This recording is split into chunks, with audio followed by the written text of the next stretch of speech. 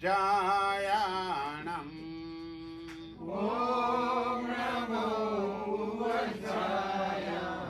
નમો લોએ સબ્બસાહૂણમ. નમો લોએ સર્વસાહૂણમ. એસો પંચણમુક્કારો. એસો પંચણમુક્કારો. સબ્બ પાવપણાસણો. સર્વ પાવપણાસણો. મંગલાણમ ચ સવ્યેસિમ.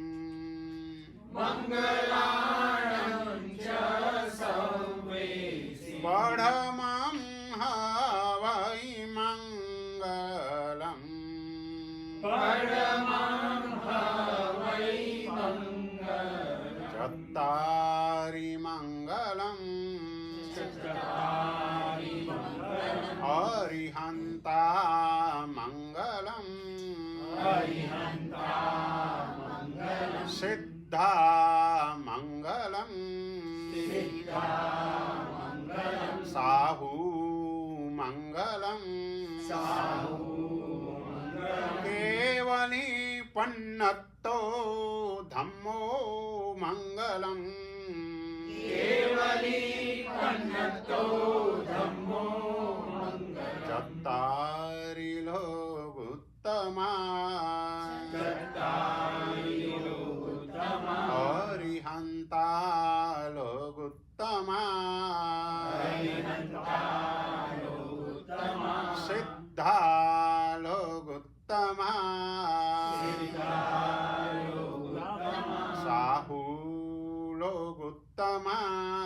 સાહુ લોકોત્તમા. કેવલી પન્નતો ધમ્મો લોગુત્તમો. કેવલી પન્નતો ધમ્મો લોકોત્તમો. ચત્તારી શરણં પવજ્જામિ. ચત્તારી શરણં પ્રવક્ષ્યામિ. હરિહંતે શરણં પવજ્જામિ. હરિહંતે શરણં પ્રવક્ષ્યામિ. સિદ્ધે શરણં પવજ્જામિ. સિદ્ધે શરણં પ્રવક્ષ્યામિ. સાહુ શરણં પવજ્જામિ.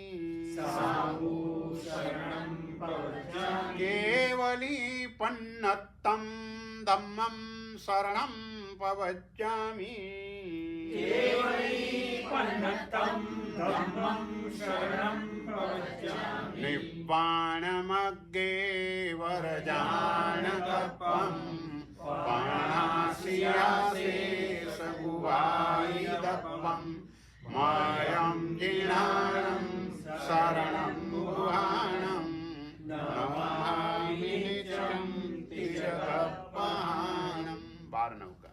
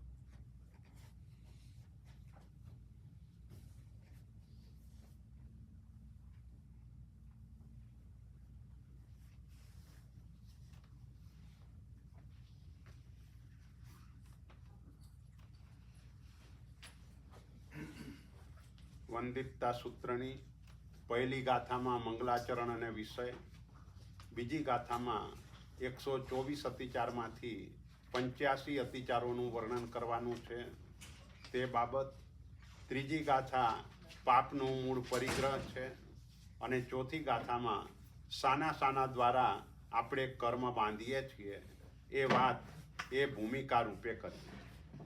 આપણે ગઈકાલે વાત કરેલી કે સમ્યક્ત્વ મૂળ 12 વ્રત, તેમાં સમ્યક્ત્વ એ પાયો છે. જ્યાં સુધી સમ્યક દર્શન પ્રાપ્ત ન થાય ત્યાં સુધીની કરેલી બધી જ આરાધના તે એકડા વિનાના મીંડા જેવી છે. સમ્યક દર્શન વગર જે પણ ઊંચી પણ આરાધના કરી હોય એનાથી માત્ર પુણ્ય કર્મ ઉપાર્જન થાય અને પુણ્ય કર્મ તમને સારી ગતિની અંદર મોકલે, પણ આત્માની મુક્તિ ન થાય. તીર્થંકર પરમાત્માના ભવોની ગણતરી પણ જ્યારથી એમને સમ્યક દર્શન પ્રાપ્ત થાય ત્યારથી જ થાય. એના વિના એમના ભવો પણ એકડા વિનાના મીંડા જેવા ગણાય. એમ આપણા માટે પણ આપણી આરાધનાનું વિશેષ ફળ જો પ્રાપ્ત કરવું હોય તો સૌથી પહેલાં સમ્યક દર્શન નામનો ગુણ આપણે પ્રાપ્ત કરવો જોઈએ. સમ્યક દર્શન બે રીતે કહી શકાય, એક વ્યવહાર સમ્યક દર્શન અને બીજું નિશ્ચય સમ્યક દર્શન. વ્યવહાર સમ્યક દર્શન કદાચ આપણને હોઈ શકે, કારણ કે વ્યવહાર સમ્યક દર્શનમાં સુદેવ, સુગુરુ અને સુધર્મ એના ઉપરની શ્રદ્ધા એ વ્યવહાર સમ્યક દર્શન છે. અને વ્યવહાર સમ્યક દર્શન નિશ્ચય સમ્યક દર્શનનું કારણ છે. નિશ્ચય સમ્યક દર્શન એટલે કે દર્શન સપ્તક, એટલે 7 કર્મ પ્રકૃતિ, 4 અનંતાનુબંધી કષાય, મિથ્યાત્વ મોહનીય, મિશ્ર મોહનીય અને સમ્યક્ત્વ મોહનીય એ 7 કર્મ પ્રકૃતિનો ઉપશમ, ક્ષયોપશમ કે ક્ષય થવાથી ઉત્પન્ન થતો આત્મ પરિણામ એ નિશ્ચય સમ્યક્ત્વ છે. અને એ સમ્યક દર્શન પ્રાપ્ત થાય ત્યાર પછી આપણો સંસાર પરિમિત બની જાય છે. વ્યવહાર સમ્યક દર્શનથી સંસાર પરિમિત નથી બનતો, પણ એક વખત અંતર્મુહૂર્ત માટે પણ સમ્યક દર્શનની સ્પર્શના થઈ જાય એટલે નક્કી અર્ધપુદ્ગલ પરાવર્ત કાળ મેક્સિમમ એટલા સમયમાં આપણી મુક્તિ ચોક્કસપણે થવાની. એટલે હવે પછીના જે અતિચારો છે એની શરૂઆત સમ્યક દર્શનથી આપણે કરવાની છે. તો એ સમ્યક દર્શન માટે 5મી ગાથા એની અંદર કહ્યું, આગમણે નિગમણે ઠાણે ચંકમણે અણાભોગે અભિયોગે અનિયોગે પડિક્કમે દેશિયમ સબ્બમ. આણવણે પેશવણે આગમણે નિગમણે ઠાણે ચંકમણે અણાભોગે. અણાભોગે એટલે ઉપયોગ રહિતપણે. આ અનાભોગ શબ્દ આપણે પચ્ચખાણ લઈએ તો એ પહેલો જ આગાર અનાભોગ આવે. અન્નત્થ અણાભોગેણમ, અન્નત્થ અનાભોગ એટલે ઉપયોગ રહિતપણે. આપણો ઉપયોગ ન હોય, આપણો એની અંદર મન પરોવાયેલું ન હોય તો, એટલે અણાભોગે. અભિયોગે એટલે રાજા વગેરેના આગ્રહથી. સમ્યક દર્શન સામાન્ય રીતે આપણી શ્રદ્ધા મજબૂત હોય, આપણે અરિહંત પરમાત્મા એને દેવ તરીકે, પંચમહાવ્રતધારી ગુરુ એને સદગુરુ તરીકે અને કેવલી પ્રરૂપિત ધર્મ તેને ધર્મ સ્વરૂપે આપણે બરાબર માનતા હોઈએ, સ્વીકારતા હોઈએ. તેમ છતાં પણ કોઈક વખતે કોઈ એવી વ્યક્તિનું દબાણ થાય કે દબાણના કારણે ખોટું આચરણ ક્યાંક કરવું પણ પડે, તો એ આપણે સમ્યક્ત્વની પ્રતિજ્ઞામાં છૂટ રાખીએ છીએ. સામાન્ય રીતે આપણે આ નિયમ લીધો કે ભાઈ અરિહંતો મહાદેવો જાવત જીવમ સુસાહુણો ગુરુણો જીણપન્નત્તમ તત્તમ ઈય સંમત્તમ મયે ગહિયમ. આ આપણા બધાની સામાન્ય રીતે પ્રતિજ્ઞા છે. પણ આ પ્રતિજ્ઞાની અંદર રાજાભિયોગ, દેવાભિયોગ, ગણાભિયોગ, ગુરુ અભિયોગ, વૃત્તિકાંતારાભિયોગ આ બધા અપવાદ છે. આ બધી છૂટ આપણે લેવી પડે છે. અને દેવાભિયોગ, આમ 6 પ્રકારનું દબાણ. રાજાનો આગ્રહ થાય. દાખલા તરીકે આપણે ત્યાં જે ગૈરિક તાપસ અને કાર્તિક શેઠ, તો કાર્તિક શેઠ ઉપર રાજાનું દબાણ થયું, ભાઈ આ તાપસને તારે પીરસવાનું છે. ભલે ત્યાં એમણે કહી દીધું કે ભાઈ હું મારા ધર્મથી નહીં પીરસું. અને એનું કારણ એ હતું કે ઓલો મિથ્યા દૃષ્ટિ હોવાના કારણે કાર્તિક શેઠ ગૈરિક તાપસનું સન્માન કરતો નહોતો. એ આવે તે વખતે ઊભા થવું વગેરે વિનય એ નહોતા કરતા, એટલે દાઢમાં રાખેલું.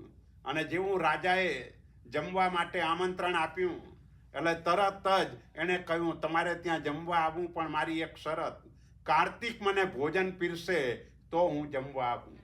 એટલે મનની અંદર એવું હું એને નમાવીને જ રહીશ. પહેલાંની જે ખુરશી ટેબલ આજની જેમ નહોતા, જમીન ઉપર બેસવાનું હતું, એટલે પીરસવા માટે નમવું જ પડે. તો એ રીતે એને નમાવ્યો. પણ એ મનમાં કાર્તિક શેઠ પણ વિચારે છે કે અરે દીક્ષા લઈ લીધી હોત તો મારે આ રાજાનો હુકમ ન માનવો પડત. દીક્ષા નથી લીધી એટલે રાજાની આજ્ઞા માનવી પડે છે. એટલે પીરસી દીધું. પછી ચારિત્ર પણ ગ્રહણ કર્યું અને ચારિત્રના પ્રભાવે એ ઇન્દ્ર થયા. અને આ બાજુ ઓલો ગૈરિક તાપસ મરીને એનું જ વાહન ઐરાવણ હાથી તરીકે થયો. પણ કહેવાનો આશે રાજા વિયોગ.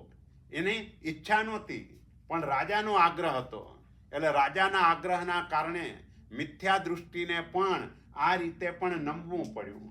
તો એ રાજા વિયોગ, દેવા વિયોગ. કોઈ પણ દેવ એ ઉપદ્રવ કરે અને એના કારણે ક્યાંય નમવું પડે તો એ દેવાભિયોગ. હવે ગુરુ અભિયોગ, ગુરુના આગ્રહના કારણે એ રીતે જાય. બલાભિયોગ, કોઈ બલાત્કારથી જબરજસ્તીથી આપણને એ રીતે કરે તો પણ નમવું પડે. ઘણા ભિયોગ, સમાજના ડરના કારણે કે એવી રીતે પણ કરવું પડે. અને વૃત્તિ કાંતારા ભિયોગ એટલે આજીવિકા, પોતાની આજીવિકા માટે થઈ અને ક્યાંક જોબ હોય અને ઓલો એ રીતે કરવાનું કે તો કરવું પડે. તો આ રીતે આ બધા બલાત્કારથી જુદી જુદી રીતે એ કરવું પડે. એટલે અભિયોગે એટલે રાજા વગેરેના આગ્રહથી, અને નિયોગે એટલે પરાધીનતાના કારણથી. આપણે કોઈને પરાધીન હોઈએ અને એ પરાધીનતાના કારણે જે પણ આપણી સેવામાં હોય એ જે કે તે પ્રમાણે કરવું પડે. વૃદ્ધાવસ્થા આદિની પરાધીનતા હોય તો એવી રીતે, અને નોકરીની પરાધીનતા હોય તો એવી રીતે.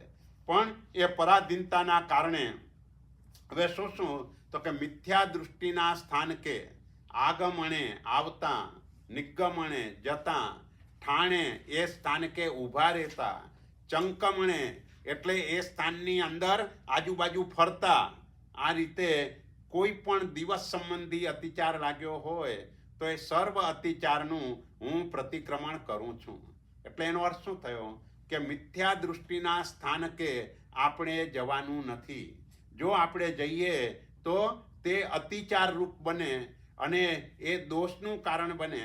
કારણ કે ત્યાં જવું એનો અર્થ એ કે વિતરાગ ઉપર પૂરી શ્રદ્ધા નથી, માટે આપણે ત્યાં જઈએ છીએ. આજે ઘણા લોકો મંગળવાર આવે એટલે સિદ્ધિવિનાયક પહોંચી જાય. અહીં ભગવાનની અષ્ટપ્રકારી પૂજા રોજ કરતા હોય, પણ મંગળવારે ત્યાં પહોંચી જાય. એટલે એનો અર્થ એ થયો કે વિતરાગ ઉપર જોઈએ તેવી શ્રદ્ધા નથી, વિતરાગ ઉપર પૂરો વિશ્વાસ નથી, અને એટલે એ જ્યાં ત્યાં દોડે છે. એટલે અહીં બરાબર પૂરેપૂરી શ્રદ્ધા હોવી જોઈએ. જેવી રીતે સુલસા શ્રાવિકાને જે રીતે શ્રદ્ધા હતી પરમાત્મા તરફ, એવી શ્રદ્ધા એ સુધી આપણે પહોંચવાનું છે. એટલે આવી શ્રદ્ધા એ આપણા વ્યવહારથી સમ્યક દર્શન તો આપણામાં હોવું જ જોઈએ, નિશ્ચયની વાત પછી. પણ આ વ્યવહારિક રીતે આપણા દેવ એટલે અરિહંત પરમાત્મા અથવા વિતરાગ, ગુરુ એટલે પંચમહાવ્રતધારી, જેણે ચારિત્ર નથી સ્વીકાર્યું, એ આપણા ગુરુના સ્થાને ન હોય. બીજા બધા લોકો કદાચ આપણા ઉપકારી હોય એવું બને, પણ એને સદગુરુ તરીકે પંચમહાવ્રતધારી સિવાય કોઈને પણ સ્વીકારાય નહીં. અને ધર્મમાં માત્ર ને માત્ર કેવલી ભગવંતે બતાવેલો ધર્મ, કારણ કે એ ધર્મ પૂર્ણ છે, એ સર્વજ્ઞ અને વિતરાગ હોવાના કારણે એમાં કોઈ દિવસે જરા જેટલું પણ આંશિક પણ ક્ષતિ હોઈ શકે નહીં. માટે મારા દેવગુરુ અને ધર્મ એને હું વફાદાર રહીશ. પણ તેમ છતાંય આવા રાજા વગેરેના આગ્રહના કારણે કે પરાધીનતાના કારણે આવા મિથ્યાત્વીના સ્થાનકોએ કદાચ જવું પડે તો મનથી નથી જતો, એનું મન ત્યાં જવામાં નથી, પણ એક રીતે જવું પડે છે. તો આવી રીતે જે મને અતિચાર લાગ્યો હોય, દોષ લાગ્યો હોય, તો એવા દોષોનું હું પ્રતિક્રમણ કરું છું. ત્યાર પછી એના અતિચારો, દરેક વ્રતના 5 અતિચારો છે. એટલે સમ્યક્ત્વના પણ 5 અતિચારો છે. એટલે એ અતિચાર પણ ન લાગે એની કાળજી રાખવાની છે. પણ વર્તમાનમાં મોટા ભાગે આપણી પાસે સમ્યક દર્શન હોય તો પણ ક્ષયોપસમ ભાવનું હોય. અને ક્ષયોપસમ ભાવના સમ્યક દર્શન એને કહેવાય કે જેમાં સમ્યક્ત્વ મોહનીય કર્મનો ઉદય હોય. ક્ષયોપસમ ભાવ એમાં સમ્યક્ત્વ મોહનીય કર્મનો ઉદય હોય. આ સમ્યક્ત્વ મોહનીયને પણ આપણે દૂર કરવાનું છે, એનો પણ સંપૂર્ણ ક્ષય કરવાનો છે. પણ તેમ છતાંય કહેવાય સમ્યક્ત્વ પણ મોહનીય. એટલે એ કામ શું કરે તો કે એ દોષ લગાડે, અતિચાર લગાડે. એટલે સમ્યક દર્શનમાં એ અતિચાર લગાડે. ઉપસમ સંકિતમાં અતિચાર ન હોય, ક્ષાયિક સંકિતમાં અતિચાર ન હોય, કારણ કે ઉપસમ સમ્યક્ત્વમાં દબાયેલું છે, ક્ષાયિક સમ્યક્ત્વમાં ક્ષય કરેલું છે. એટલે એમાં ક્યાંય પણ અતિચાર લાગે નહીં. એટલે નાણમ્મીમાં જે આપણે 8 દર્શનાચાર બોલીએ છીએ, એ દર્શનાચારનું પાલન આપણે ક્યાં સુધી કરવાનું કે જ્યાં સુધી ક્ષાયિક સમ્યક દર્શન પ્રાપ્ત ન થાય ત્યાં સુધી 8 આચારોનું આપણે પાલન કરવાનું છે. તો અહીં પહેલો જ અતિચાર બતાવ્યો, શંકા કંખ વિગિચ્છા પસંસત સંથવો કુલિંગીષુ સંમત્તસ્સ ઈયારે પડિક્કમે દેશીયમ સબ્બમ. શંકા, જીન વચનમાં શંકા કરી હોય તો એ અતિચાર રૂપ છે. અને એ કરાવનાર સમ્યક્ત્વ મોહનીય નામનું કર્મ છે. એટલે એના કારણે પરમાત્માના વચનમાં પણ કોઈક વખતે શંકા થઈ જાય તો એ અતિચાર રૂપ છે. કાંક્ષા, કંખ એટલે કાંક્ષા. કાંક્ષા એટલે અન્ય ધર્મની ઈચ્છા. કોઈક વખતે કોઈ આવીને આપણી પાસે વર્ણન કરે કે હું બીજા કોઈ દેવદેવી પાસે ગયો અને મારું કામ થઈ ગયું. એટલે કોઈક વખતે મન વિચલિત થઈ જાય અને તકલીફનું નિવારણ કરવા માટે હું પણ ત્યાં જાઉં, આવા પ્રકારની ઈચ્છા થઈ જાય તો ઈચ્છા એ પણ અતિચાર રૂપ છે, દોષ રૂપ છે. આવી ઈચ્છા પણ કરવા જેવી નથી. એના માટે વિચારવાનું એ સામાન્ય રીતે આવું બને, પણ એ આપણું કાર્ય પણ તો જ થાય જો આપણી પાસે પુણ્યની બેલેન્સ હોય. પુણ્યની બેલેન્સ ન હોય તો કોઈ આપણું સારું કરી શકે નહીં. અને એ પુણ્ય 2 રીતે વપરાય, એક ઉદયથી વપરાય અને એક ઉદીર્ણાથી વપરાય. તમે અન્ય દેવદેવીઓ પાસે જાઓ એટલે ઉદીર્ણા થઈ જાય. ઉદીર્ણા એટલે જે કર્મ પછી ઉદયમાં આવવાનું છે એ વહેલું ઉદયમાં આવી જાય એને ઉદીર્ણા કહેવાય. અને એનાથી નુકસાન શું થાય તો કે તે સમયે તમને લાભ થઈ ગયો પણ પેલું કર્મ ઊભું રહ્યું. એ જ્યારે પણ એ સમય આવશે ભવાંતરની અંદર, જ્યારે એ પુણ્યની જરૂર પડશે ત્યારે હવે આપણી પાસે નહીં હોય. તે સમયે વર્તમાનમાં જે ભોગવવાનું બાકી છે એ તે સમયે ભોગવવાનું આવશે. એટલે કર્મ તો ભોગવવું જ પડશે. પણ આ રીતે એક મનને આપણે સમજાવવાનું છે, મનથી સમાધાન કરવાનું છે કે કોઈ પણ રીતે જે પરમાત્મા દ્વારા ન થાય એ બીજા કોઈ પણ દ્વારા કદાપી ન થાય. આવી દ્રઢ પ્રકારની શ્રદ્ધા આપણે કેળવવાની છે. પણ તેમ છતાંય આપણે બધા નિમિત્તોની વચ્ચે રહીએ છીએ. એટલે ક્યારે પણ કોઈ આવીને આપણને વાત કરે તે વખતે મન વિચલિત થવાનો સંભવ છે. અને થઈ ગયું તો તે અતિચાર રૂપ છે, અનાચાર રૂપ નથી, વ્રત ભંગ રૂપ નથી, પણ એક અતિચાર છે, દોષ છે. પછીથી પાછો ખ્યાલ આવે તે સમયે લાગે કે આ મેં ખોટી વિચારણા કરી, મારે આ કરવા યોગ્ય નહોતું. એટલે બીજો અતિચાર કાંક્ષા. પેલો અતિચાર શંકા, બીજો કાંક્ષા, ત્રીજો વિચિકિત્સા. વિચિકિત્સાના 2 અર્થ કરવાના. એક સાધુ સાધ્વીના મલિન વસ્ત્રો જોઈને દુર્ગંછા થાય તો એને પણ વિચિકિત્સા કહેવાય. આજકાલ ઘણું જે યંગ જનરેશન છે એ લોકોને એને જોઈને પણ દુર્ભાવ થતો હોય છે. પણ એવો દુર્ભાવ કરવાથી જુગુપ્સા મોહનીય નામનું કર્મ એવું તીવ્ર બંધાય કે આપણા શરીરમાંથી એવી દુર્ગંધ ઉછળ્યા કરે, આપણી પાસે કોઈને ઊભા રહેવાનું પણ મન ન થાય. એ ભવાંતરની અંદર શરીર આવું દુર્ગંધવાળું મળે, અથવા તો બીજી રીતે કેવું હોય તો લસણ જેવા ભવમાં પણ એ જાય ને ત્યાં એનું શરીર દુર્ગંધવાળું હોય. એટલે આ રીતે પણ આપણા આત્માને નુકસાન થાય. એટલે કદાપી અને સાધુ સાધ્વી માટે તે આચાર રૂપ છે, તે સાધુ સાધ્વી માટે દોષ રૂપ નથી. કારણ કે એ તો જેટલા વધારે મલિન વસ્ત્રો થાય અને તેવા સમયે પણ એને ધારણ કરે, અને જ્યારે કાપ કાઢવા બેસે તે વખતે કર્મનો કાપ નીકળે. જેટલો કચરો વધારે નીકળે એટલા કર્મ પણ વધારે ખપે. કારણ કે પ્રસન્નતાપૂર્વક પોતે પોતાની આરાધના આ વસ્ત્રોની અંદર પણ બરાબર કરી રહ્યા છે. પોતાને લેશ માત્ર પણ એવો થતો, અને પરમાત્માની આજ્ઞા પાલનનો એની અંદર ભાવ છે.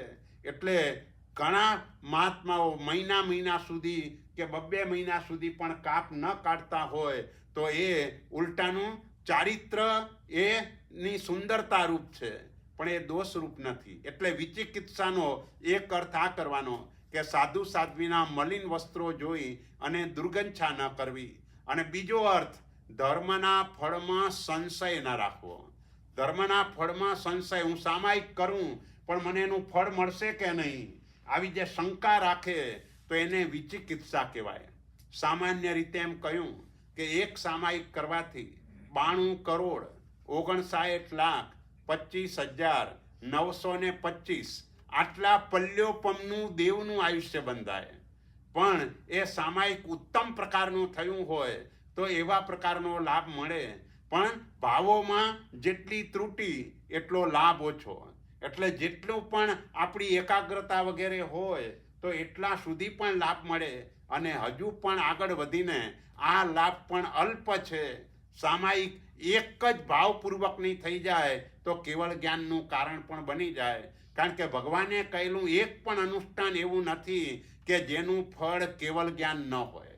બધામાં ડાયરેક્ટ કેવલ જ્ઞાન. મુપત્તિના પડિલેહણ જેવી ક્રિયા કે ઓલો તુંબડાનું પડિલેહણ કરતા કરતા વલકલ ચીરી તાપસને કેવળ જ્ઞાનની પ્રાપ્તિ થઈ ગઈ. એટલે ભગવાને કહેલી બધી જ ક્રિયા ભાવ જેટલો પણ તીવ્ર એટલો લાભ વધારે, ભાવ જેટલો ઓછો એટલો લાભ ઓછો. અને એ ભાવ ત્યારે આવે કે કઈ ક્રિયા આપણે શાના માટે કરીએ છીએ એની જો બરાબર સમજ હોય તો એ ક્રિયા કરતી વખતે એવા પ્રકારનો ભાવ આવે અને એ લાભ આપણા આત્માને થાય. એટલે અહીં વિચિકિત્સા એના 2 અર્થ થયા. એક તો સાધુ સાધ્વીના મેલા વસ્ત્રો જોઈને દુર્ગંછા ન કરવી, અને બીજો આ રીતે ધર્મના ફળમાં શંકા ન રાખવી, સંશય ન રાખવો. કારણ કે તમે પૈસા તો બહાર આપો એટલે તરત જ વસ્તુ મળી જાય છે, એટલે ત્યાં શંકા નથી. પણ અહીં ધર્મ કરીએ અને એનું ફળ તાત્કાલિક દેખાતું નથી. હકીકતમાં આપણો ધર્મ એ ધર્મરૂપ છે કે નહીં એની પરીક્ષા આપણે કરી શકીએ. એની પરીક્ષા એ રીતે થાય કે ધર્મનું તાત્કાલિક ફળ ચિત્તની પ્રસન્નતા છે. જો તમને ચિત્તની પ્રસન્નતા પ્રાપ્ત થઈ તો તમે ખરેખરો ધર્મ કર્યો છે. અને ચિત્તની પ્રસન્નતા કોને કહેવાય તો કે 3 શલ્ય વિનાનું મન હોય તો જ ચિત્તની પ્રસન્નતા કહેવાય. 3 શલ્ય, માયા શલ્ય, નિયાણ શલ્ય અને મિથ્યાત્વ શલ્ય, આ 3 શલ્ય વિનાનું ચિત્ત હોય, મન હોય અને એ પ્રસન્ન બને તો ચિત્તની પ્રસન્નતા કહેવાય. એમને એમ બહારથી ઇમિટેશન જેવો દેખાવ હોય પણ અંદર માયા વગેરે હોય. માયા શલ્ય, નિયાણ શલ્ય અને મિથ્યાત્વ શલ્ય, એ 3 શલ્યથી રહિત થાય ત્યારે ચિત્તની પ્રસન્નતા પ્રાપ્ત થાય. અને તે સમયે સમજવાનું કે મને ધર્મનું તાત્કાલિક ફળ પ્રાપ્ત થયું છે, અથવા મારો ધર્મ પરમાત્માએ કયો છે તે મુજબનો કંઈક અંશે થયો છે. એટલે વિતિકિચ્છા. ત્યાર પછી મિથ્યા દૃષ્ટિ, એની પ્રશંસા કરવાની નથી. કોઈક વખતે એવું બને કે તમારે પ્રશંસા કરવી પડે કે સંઘના કામો કોઈની પાસેથી કઢાવવા હોય. જેમ ઇન્ડિયાની અંદર ઓલા મિનિસ્ટરોને બોલાવીને એ લોકોનું પણ સન્માન આપણે કરતા હોઈએ છીએ, પણ એ માત્ર એટલા પૂરતું જ કે સંઘના કાર્યો એ કરવામાં એ સહાયરૂપ થાય છે એટલા પૂરતી જ એની પ્રશંસા, પણ જાહેરમાં મિથ્યાત્વી આત્માઓની પ્રશંસા એ કદાપી આપણે કરવાની ન હોય. એના બદલે આજકાલ વ્યવસાય જ બધો એ લોકોની જોડે થઈ ગયો, એટલે સ્વાભાવિક રીતે જ એ લોકોની જોડે બેઠક ઉઠક પરિચય, 5મા નંબરમાં પરિચયની વાત આવે છે, તો એ પરિચય એ પણ આપણો એ લોકોની જોડે વધારે થાય છે. તો એ બધી વખતે આપણે સાવધાન બનીને રહેવાનું છે કે ભાઈ મારાથી કાંઈ પણ એનો પ્રશંસા વગેરે ન થઈ જાય. બીજી બાજુ એ વાત કે ભાઈ સમ્યક દૃષ્ટિ આત્મા એનો નાનકડો પણ ગુણ હોય તો એ અનુમોદના કરવી, જ્યારે મિથ્યા દૃષ્ટિ એનો મોટો પણ ગુણ દેખાતો હોય તો એ જાહેરમાં એની પ્રશંસા ન કરવી. માત્ર ને માત્ર આપણા કાર્ય પૂરતી, સંઘની અંદર કાંઈ લાભ થાય એવા કાર્ય પૂરતી આપણે એની જોડેથી એ રીતે કરીએ, કારણ કે એમ કરવાથી આપણે એ તરફ ખેંચાવવું પડે છે, અને ખેંચાવવું પડે આજ આપણે એમને દેરાસર લઈ આવીએ, કાલ એ આપણે પણ એમના મંદિરની અંદર કે એ રીતે જવું પડે, અને કોઈક વખતે પછી ત્યાં પણ આપણે પ્રશંસા વગેરે કે પૈસા વગેરે આપવાના એ બધું જ થાય. જોકે અમુક વખતે ઔચિત્ય રૂપે આપવાનું હોય છે, જેમ ગણપતિના મહોત્સવો હોય કે આપણા તહેવાર ન હોવા છતાંય એક ઔચિત્ય પાલન રૂપે આપણે કરતા હોઈએ એવું બની શકે, પણ આપણને ગમી ન જવું જોઈએ. જો ગમી જાય તો તે દોષરૂપ કહેવાય. તો આ સમ્યક્ત્વના 5 અતિચારો છે.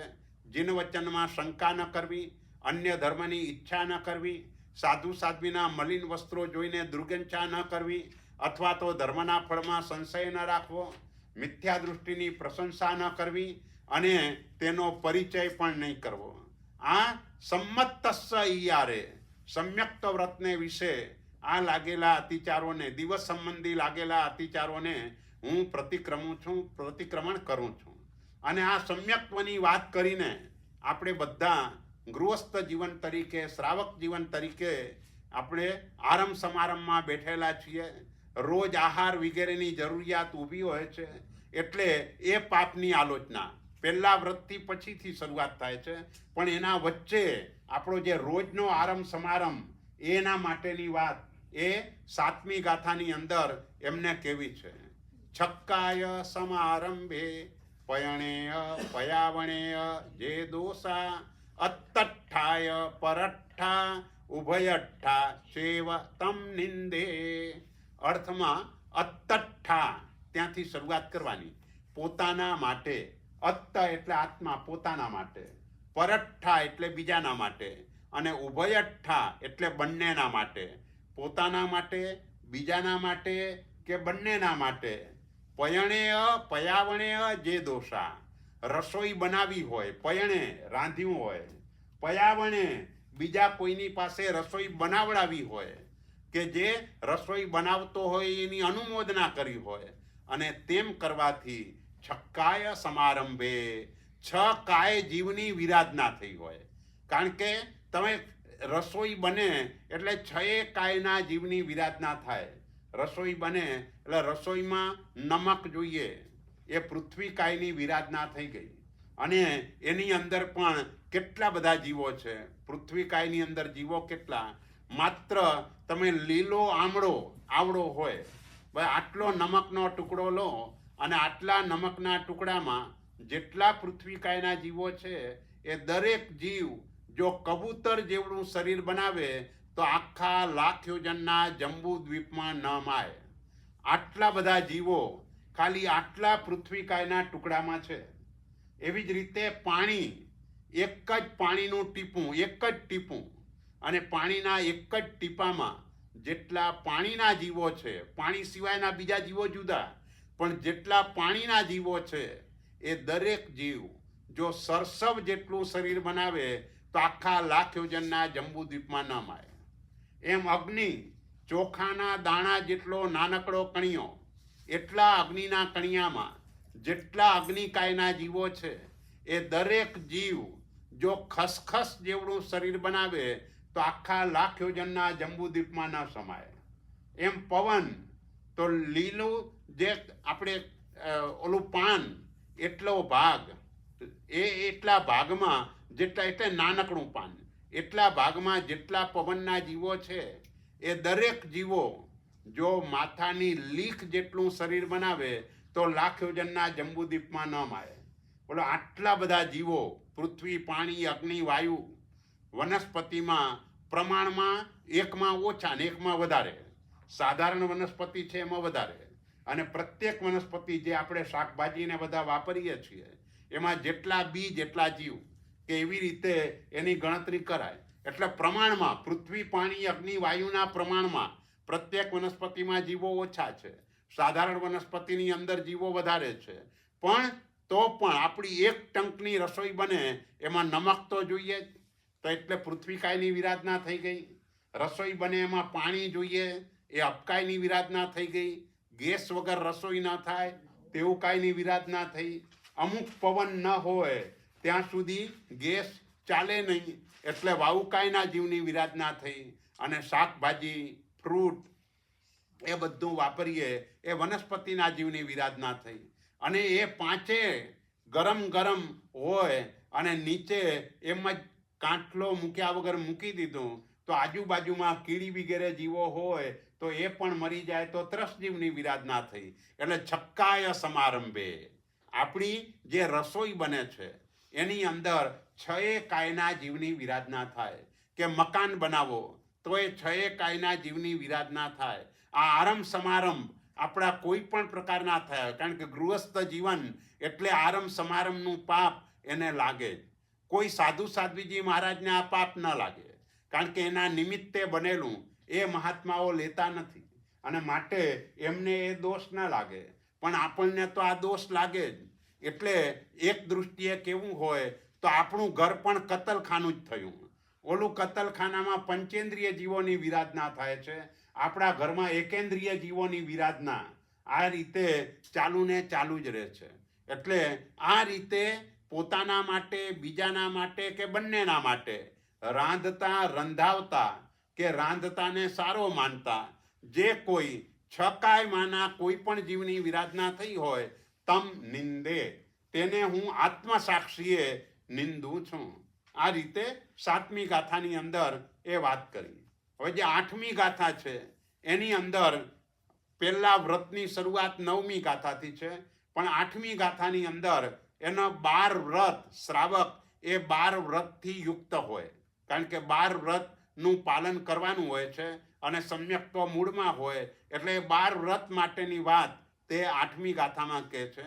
પંચણઃ મણુપયાણમ ગુણપયાણમ ચ તિણઃ મય્યારે શિક્ષાણમ ચ ચૌણહમ પડિક્કમે દેશીયમ સભ્વમ. 12 વ્રત એના 3 વિભાગ કર્યા: અણુવ્રત, ગુણવ્રત અને શિક્ષાવ્રત. અણુવ્રત 5 છે, ગુણવ્રત 3 છે અને શિક્ષાવ્રત 4 છે. હવે 5 અણુવ્રત, અણુનો અર્થ નાનું વ્રત, એને અણુવ્રત કહેવાય, એક અર્થ. બીજો અણુનો અર્થ પછી થાય. એટલે તીર્થંકર પરમાત્મા જ્યારે પણ કેવલ જ્ઞાન થાય અને ધર્મ દેશના આપે ત્યારે શરૂઆતમાં મહાવ્રતોની દેશના આપે, અને એ મહાવ્રતો સ્વીકારવા જે તૈયાર થવાના હોય તે થઈ જાય, અને પછી એ બીજો માલ બતાવે. એ કે ભાઈ કાંઈ વાંધો નહીં, તમે આ નથી સ્વીકારવા સમર્થ તો હું હવે તમને બીજો માલ બતાવું છું. અને એમ કરીને શ્રાવક ધર્મ બતાવે. એટલે સૌથી પહેલો સાધુ ધર્મ બતાવે. એ જે સ્વીકારવા તૈયાર થાય એ બધાને સ્વીકારવા દે. આપણે પણ અહીં સંઘની અંદર એવું જ કરીએ ને, જ્યારે પણ તમારે મોટું ફંડ કરવું હોય ત્યારે મોટા આંકડા પહેલા બોલાય, નાના આંકડાવાળાને તે વખતે ના બોલવા દઈએ. અને પછી લાગે કે હવે મોટું કોઈ બોલનાર નથી એટલે ભાઈ ધીમે ધીમે નીચે આવ્યા કરીએ. એમ ભગવાન પણ પહેલા સર્વવીરતીની દેશના, પછી દેશવીરતીની દેશના, પછી લાગે કે આ કોઈ વ્રત પણ હવે સ્વીકારવા તૈયાર નથી ત્યારે સમ્યક દર્શનની વાત, એમાં પણ તૈયાર ન થાય કે એમાં પણ જીવ ના પહોંચે ત્યારે માર્ગાનુસારીની વાત કરે. એટલે આવી રીતે ધીમે ધીમે કરીને એ નીચે આવીને આપણને ધર્મ બતાવે. તો અહીં 5 અણુવ્રત, એટલે એક અણુ એટલે નાના. મહાવ્રતની અપેક્ષાએ આ વ્રતો નાના છે માટે અણુવ્રત કહેવાય. પણ બંનેમાં ફરક શું છે? તો કે મહાવ્રતો એકી સાથે સ્વીકારવા પડે. અણુવ્રતોની અંદર એવું નથી. અણુવ્રત તમે એક પણ સ્વીકારી શકો, બે પણ સ્વીકારી શકો, ત્રણ પણ સ્વીકારી શકો. એક વાત. બીજા નંબરમાં મહાવ્રતો જીવનભર માટે લેવાના હોય. મહાવ્રતોની અંદર એમ ન હોય કે ચાલો હું 5 વર્ષ માટે દીક્ષા લઉં છું, પછી આ મારી દીક્ષા નથી, એમ ન હોય. મહાવ્રત એટલે જીવનના અંત સુધી. અને અણુવ્રત તમે મહિના માટે પણ લઈ શકો, વર્ષ માટે પણ લઈ શકો, 10 વર્ષ માટે પણ લઈ શકો. તમારે જેટલા પણ સમય માટે લેવું હોય એ લઈ શકો. અને ત્રીજો ફરક એ કે મહાવ્રતમાં કોઈ છૂટછાટ ન રખાય અને અણુવ્રતની અંદર આપણે છૂટછાટ રાખી શકીએ. જેમ આપણે સમ્યક્તમાં વાત કરી કે ભાઈ રાજા વિયોગ, બલા વિયોગ, ગણા વિયોગ, તો એ બાબતમાં આપણે છૂટ રાખી. તો એવી રીતે દરેક વ્રતની અંદર આપણે જેમ પહેલું વ્રત સ્વીકારીએ પણ એમાં છૂટ રાખી શકીએ કે ભાઈ ઘરની અંદર કદાચ ઉદ્ધય થઈ જાય અને પેસ્ટ કંટ્રોલ કરાવવો પડે તો છૂટ. એટલે એવી છૂટો આપણે રાખી શકીએ છીએ. પણ મહાવ્રતોમાં આવી છૂટ ક્યાંય રખાતી નથી. એટલે આ મહાવ્રતની અપેક્ષાએ આપણા વ્રતો નાના છે માટે એને અણુવ્રત કહેવામાં આવે છે. અને અણુવ્રતની અંદર પણ અને ગુણવ્રત એટલા માટે કે અણુવ્રતને ગુણ કરનારા છે, અણુવ્રતોને વધારે સારી રીતે પાળવામાં સહાય કરનારા છે માટે એને ગુણવ્રત કહેવાય છે. અને શિક્ષાવ્રત એટલે સાધુ જીવનના અભ્યાસ રૂપ જે વ્રતો છે એને શિક્ષાવ્રત કહેવાય છે. શિક્ષા એટલે અભ્યાસ. શાનો અભ્યાસ? કે સાધુ જીવનનો અભ્યાસ. શ્રાવક એના જીવનમાં સાધુ જીવનનો અભ્યાસ સતત થયા કરે, કારણ કે હંમેશા સામાયિક વગેરે ધર્મો એના જીવનમાં હોય એ સાધુ જીવનના અભ્યાસ રૂપ છે. તો આ રીતે અણુવ્રતો 5 છે. પહેલું અણુવ્રત સ્થૂલ પ્રાણાતિપાત વિરમણ વ્રત. એટલે આપણું અણુવ્રત કયા પ્રકારનું છે, કેવી રીતે લેવાનું? તો કે કોઈ પણ નિરપરાધી ત્રસ્ત જીવને મારવાની બુદ્ધિથી કારણ વગર મારીશ નહીં. આટલું આપણું વ્રત છે. બોલો, આમાં કોઈને કંઈ પ્રોબ્લેમ ન થાય. ફરીથી બોલું છું, નિરપરાધી, કોઈએ ગુનો ન કર્યો હોય એવા ત્રસ્ત જીવને મારવાની બુદ્ધિથી કારણ વગર મારીશ નહીં. બસ આ 4 બાબતો આપણે મેન ધ્યાનમાં રાખવાની છે. સાધુ મહારાજનું વ્રત અને આપણું વ્રત, એ બે વચ્ચે ઘણું મોટું અંતર છે. એમના વ્રતની અંદર જે અહિંસા પડાય છે એના કરતાં આપણા વ્રતમાં શ્રાવકનું તમે ઊંચામાં ઊંચું પણ પહેલું વ્રત પાડો તો પણ સાધુ જીવન કરતાં 16મા ભાગની જ દયા પડાય. આનાથી વધારે દયા, આનાથી વધારે અહિંસા ધર્મનું પાલન આપણે કરી ન શકીએ. કારણ કે સાધુ ભગવંતો ત્રસ્ત કે સ્થાવર કોઈ પણ જીવની વિરાધના ન કરે. આપણે ત્રસ્તની ન કરીએ પણ સ્થાવરની કર્યા વગર ન ચાલે. એમ સાધુ મહારાજ અપરાધી હોય કે નિરપરાધી હોય, કોઈને પણ એ રીતે દંડે નહીં. જ્યારે ગૃહસ્થ અપરાધીને દંડે, નિરપરાધી એને ન દંડે. એમ સાધુ ભગવંતો મારવાની બુદ્ધિથી પણ ન મારે અને આરમ સમારંભથી પણ ન મારે. જ્યારે શ્રાવક મારવાની બુદ્ધિથી ન મારે પણ આરમ સમારંભની અંદર એ થઈ જાય. એટલે કારણ વગર અને કારણ વિના કોઈ પણ રીતે ન મારે. જ્યારે ગૃહસ્થને કારણસર એ કરવું પડે. એટલે આ રીતે ગણવા જાવ તો 20નું અડધું 10, 10નું અડધું 5, 5નું અડધું 2.5 ને 2.5નું અડધું 1.25, એટલે 20નો 16મો ભાગ એટલે 1.25. બસ આટલી જ દયા આપણે પાડી શકીએ. આનાથી વધારે દયા આપણે ન પાડી શકીએ. એટલે કોઈ દિવસે કોઈને એમ ન કહેવાય કે ભાઈ સંસારમાં રહીને પણ ધર્મ થાય, દીક્ષા લેવાની શું જરૂર છે. આવું બોલીએ તો પણ દોષ લાગે. ઘણા લોકો આવી રીતે બોલતા હોય છે. એટલે આ પહેલા વ્રતમાં જ જુઓ કેટલું બધું માઇનસ થઈ ગયું. આપણે કેટલું ઓછું પાડી શકીએ છીએ. એકમાત્ર ચારિત્ર ગ્રહણ કરી લે એટલે અહિંસા ધર્મનું પૂરેપૂરું પાલન થાય, જ્યારે અહીં ન થાય. એટલે આ રીતે આપણું પહેલા નંબરનું વ્રત એને પાડવા માટે એના અતિચારોની વાત આગળ આવશે. પહેલાં આપણે 5 વ્રતની સામાન્યથી વાત કરી દઈએ બીજું વ્રત સ્થૂલ મૃષાવાદ વીરમણ વ્રત, એટલે 5 મોટા જૂઠ કહેવાય. એ મોટા જૂઠ શ્રાવક કાયમના માટે બોલવાના છોડી દેવાના છે. સાધુ સાધ્વીજી ભગવંતો કદાપી જૂઠ બોલે જ નહીં. આપણે ત્યાં એમ કહેવાય કે સાધુ સાધ્વીજી ભગવંતોના આ વ્રતના કારણે, અને બીજો નિયમ એ છે કે 12 વર્ષ સુધી કોઈ પણ વ્યક્તિ એક પણ વખત જૂઠ ન બોલે તો એને વચન સિદ્ધિ પ્રાપ્ત થાય. એ બોલે એટલે એનું વચન માન્ય થઈ જાય. અને શાસ્ત્રમાં એનાથી આગળ વાત કરી, માત્ર વચન સિદ્ધિ નહીં, પણ એ બેરો હોય તો સાંભળતો થઈ જાય, આંધળો હોય તો દેખતો થઈ જાય, લંગડો હોય તો ચાલતો થઈ જાય. આ સત્ય વ્રત એનો આ પ્રભાવ છે. એટલે ક્યાંય સામાન્ય પણ જૂઠ ક્યારે પણ બોલવાનું નહીં. એવા પ્રકારનું વ્રત તે સાધુ સાધ્વીજી ભગવંતોનું છે. જ્યારે ગૃહસ્થ 5 મોટા જૂઠ, કન્યા સંબંધી, ભૂમિ સંબંધી, ગાય સંબંધી, કે કોઈની થાપણ કોઈ મૂકી ગયો હોય અને તે મને કાંઈ આપ્યું જ નથી એમ કરીને ના જાય, અને ખોટી સાક્ષી કે એ રીતે, એટલે આ 5 મોટા જૂઠ કહેવાય. કોર્ટની અંદર જઈ અને ખોટી સાક્ષી ભરે તો વ્યક્તિને બહુ મોટું નુકસાન થઈ જાય. એટલે આ 5 એવા છે કે જેનાથી સામેના આત્માને બહુ વધારે પડતું દુઃખ થાય, ક્યાંક કોઈક આપઘાત કરવા પણ તૈયાર થઈ જાય એવી સિચ્યુએશન ઊભી થાય. માટે શ્રાવક આવા જૂઠ એ કદાપી ન બોલે. એટલે શ્રાવકને આવા મોટા જૂઠ બોલવાનો ત્યાગ, અને સાધુ સાધ્વીજી ભગવંતોને નાનું કે મોટું કોઈ પણ પ્રકારનું જૂઠ એમને ક્યારેય બોલવાનું હોતું નથી. 3જા નંબરમાં સ્થૂલ અદત્તાદાન વીરમણ વ્રત. એટલે આપણું જે વ્રત છે એ આપણું વ્રત આમ સામાન્ય રીતે એટલું જ કહેવાય કે કોઈ પણ વ્યક્તિની વસ્તુ એને પૂછીને જ વાપરવાની, એને પૂછ્યા વિના આપણે ન વાપર, અથવા તો લોકમાં જેને ચોર કહેવાય એવા પ્રકારની ચોરી એનો ત્યાગ, એવા પ્રકારનું વ્રત.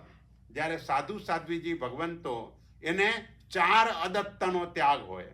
4 અદત્તમાં એક તીર્થંકર અદત્ત, એટલે તીર્થંકર પરમાત્માની આજ્ઞાને પાડે નહીં તો એને તીર્થંકર અદત્ત કહેવાય.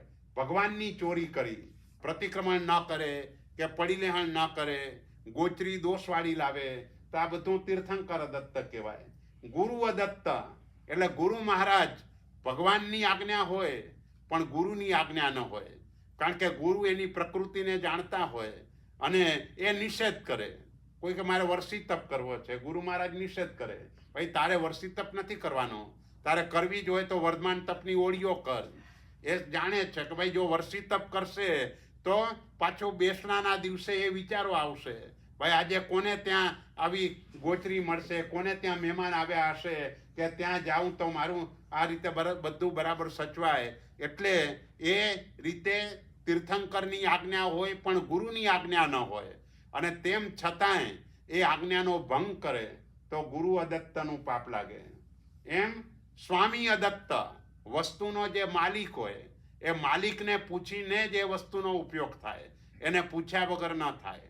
ધારો કે વાપર્યું અને દાંતની અંદર કંઈ ભરાઈ ગયું, હવે કાઢવા માટે એને ટૂથપીક જોઈતી હોય તો એ પણ માગવાની ગૃહસ્થ પાસે.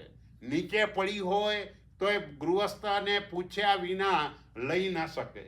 ઉપાશ્રયની અંદર પણ એ પધારે તેવા સમયે પણ ગૃહસ્થની રજા માગે. ગૃહસ્થ રજા આપે ત્યાર પછી ઉપાશ્રયનું પગથિયું ચડે, એના પહેલાં ઉપાશ્રયનું પગથિયું ના ચડે. ઉપાશ્રયમાં આવ્યા પછી 5 પાટલા વગેરે પણ ગૃહસ્થ રજા આપે એટલા જ વાપરે, એનાથી વધારે ન વાપરે. એટલે જેટલી જરૂરિયાત છે એ બધી ગૃહસ્થને પૂછીને એની પાસેથી માગીને લે અને પછી ઉપયોગ કરે. એના વગર જો ઉપયોગ કરે તો એમને સ્વામી અદત્તનો દોષ લાગે. અને જીવ અદત્ત એટલે એમને તો કોઈ સચિત્ત પદાર્થ વાપરવાનો જ નથી, એટલે એનો ત્યાગ હોય. આમ જીવ અદત્તનો અર્થ એ થાય કે જીવની ચોરી એ રીતે કે ધારો કે તમારે એપલ તમે એપલના જીવને પૂછ્યા વગર વાપરો એટલે જીવ અદત્ત કહેવાય, અને પૂછીને વાપરો તો એપલ તમને રજા ના આપે. કારણ કે કોઈ પણ જીવને મરવું ગમતું નથી. જગતમાં બધા જ જીવોને જીવન ગમે છે. એક જ નરકનો જીવ એવો છે કે એને પ્રતિ પળ મરવાની ઈચ્છા થાય, બાકીના કોઈ જીવોને મરવાની ઈચ્છા નથી થતી. એટલે કોઈ પણ ફ્રૂટ શાકભાજી આપણે વાપરીએ એટલે આપણને આ જીવ અદત્તનો દોષ લાગે, પણ આપણે એની છૂટ રાખેલી છે. જ્યારે ગુરુ ભગવંતો એમને આ ચારે પ્રકારના અદત્તનો ત્યાગ હોય એટલે તો કોઈને એમ લાગે કે ભાઈ ગુરુ ભગવંતો તો ફ્રૂટ વાપરે છે, શાકભાજી વાપરે છે, તેમને ન લાગે. એમને એટલા માટે ન લાગે કે એમના માટે બનેલું નથી વાપરતા, આપણા માટે બનાવ્યું છે. અને આપણા માટે જે બનેલું છે એમાંથી પણ એ રીતે લઈ જાય કે ફરીથી આપણે બનાવવું ન પડે, એ રીતે એ આહાર ગ્રહણ કરે. એટલે ગોચરી શબ્દ પણ વાપર્યો ને માધુકરી શબ્દ પણ વાપર્યો. મધુકર એટલે ભમરો. એ ભમરો એક છોડ પરથી બીજા છોડ પર જાય એમ ગુરુ મહારાજ પણ એક જ ઘરેથી ગોચરી નહીં પણ 50 ઘરોમાં ફરવું પડે તો 50 ઘરોમાં ફરે, પણ બધેથી થોડું થોડું લે અને ક્યાંય નવું કોઈને ન બનાવવું પડે તે રીતે વોરે. એટલે એને માધુકરી કહેવાય. એટલે કહેવાનો આશય એ છે કે એમનું આ રીતે અદત્તાદાન વિરમણ છે.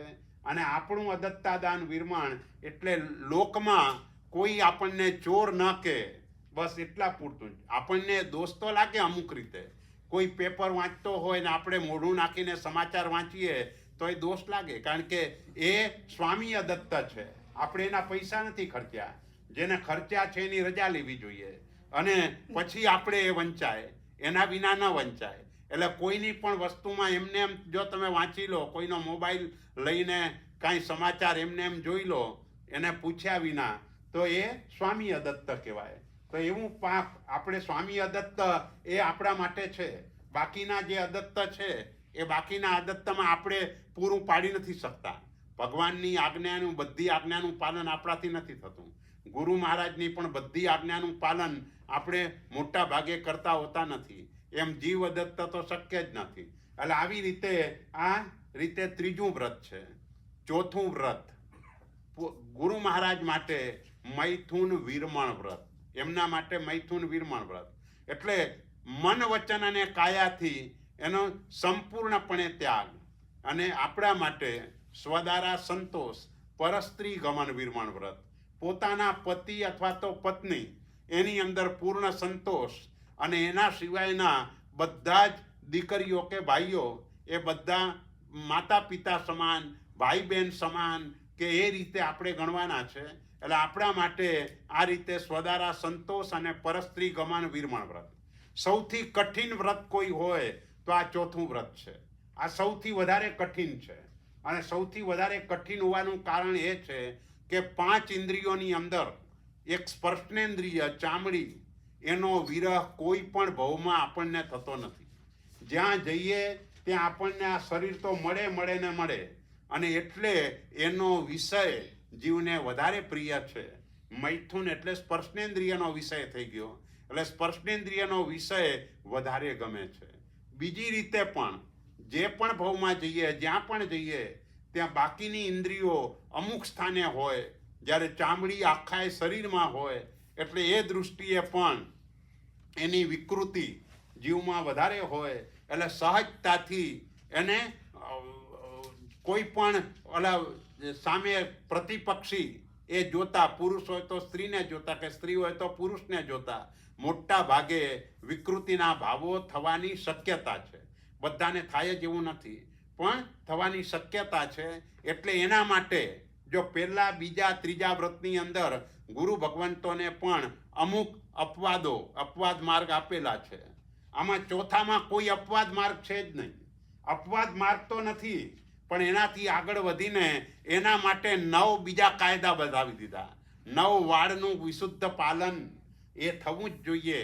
એ જો ન થાય તો આ વ્રત બરાબર ન પાડી શકાય. એટલે સૌથી વધારે કઠિન પાડવામાં જો કોઈ હોય, અને આજકાલ કે પહેલા પણ કોઈનું પણ સંયમ જીવનથી પતન થાય તો પતન થવાનું મુખ્ય કારણ આ વ્રત, એનું ખંડન એ મુખ્ય કારણ હોય છે મોટા ભાગે.